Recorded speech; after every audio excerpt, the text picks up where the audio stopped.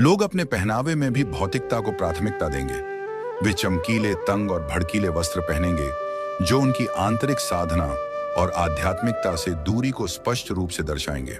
समाज का वातावरण स्वार्थ, लालच, धोखा और कपट से भर जाएगा। रिश्तों में विश्वास की कमी होगी और लोग केवल अपनी सुख सुविधाओं और भौतिक इच्छाओं के लिए जिएंगे। धर्म और कर्तव्यों से विमुख होकर वे केवल सांसारिक सुखों की तलाश करेंगे। यह स्थिति सामाजिक अविश्वास, अशांति और अनैतिकता को और बढ़ावा देगी। इसलिए गरुड़ पुराण ये शिक्षा देता है कि केवल धर्म और नैतिकता ही समाज को स्थिर और सौहार्दपूर्ण बना सकते हैं। तीसरा संकेत, वृक्षों का फलहीन होना। कलयुग के अंत समय में प्रकृति पर भीषण संकट छा जाएगा। वृक्ष फल और फूल देना बंद कर देंगे और केवल शमी वृक्ष ही जीवित रहेंगे।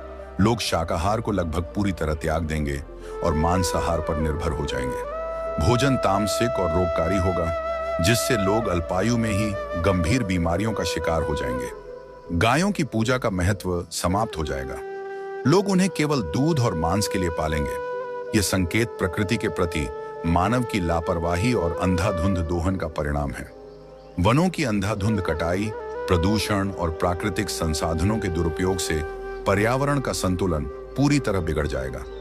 वृक्षों का फलहीन होना और जलवायु असंतुलन समाज में भोजन की भारी कमी पैदा करेगा। लोग भूख और कुपोषण से ग्रस्त होंगे और आने वाली पीढ़ियां लगातार दुर्बल होती चली जाएंगी। यह स्थिति हमें चेतावनी देती है कि प्रकृति का संरक्षण और उसके प्रति सम्मान ही मानव अस्तित्व को बचा सकता है। चौथा संकेत, अल्पवृष्टि। कलयुग के अंतिम चरण में वर्षा अत्यंत कम हो जाएगी। खेतों में अन्न का उत्पादन लगभग बंद हो जाएगा। जो थोड़ा बहुत अन्न उगेगा वह बेमजा, रसहीन और पोषक तत्वों से रहित होगा। फलों में मिठास और रस का अभाव हो जाएगा। लोग भोजन और पानी के लिए तड़पेंगे। उस समय केवल बकरियों का दूध ही एकमात्र सहारा होगा, जो प्राकृतिक संसाधनों की भयावह कमी को स्पष्ट रूप से दर्शाएगा। यह स्थिति सामाजिक और आर्थिक संकट को और गहरा कर देगी।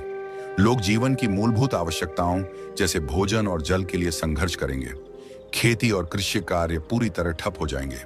इससे समाज में भुखमरी, अशांति और हिंसा बढ़ेगी। यह संकेत बताता है कि पर्यावरणीय विनाश और मानव की लापरवाही ही आने वाले संकटों की जड़ है।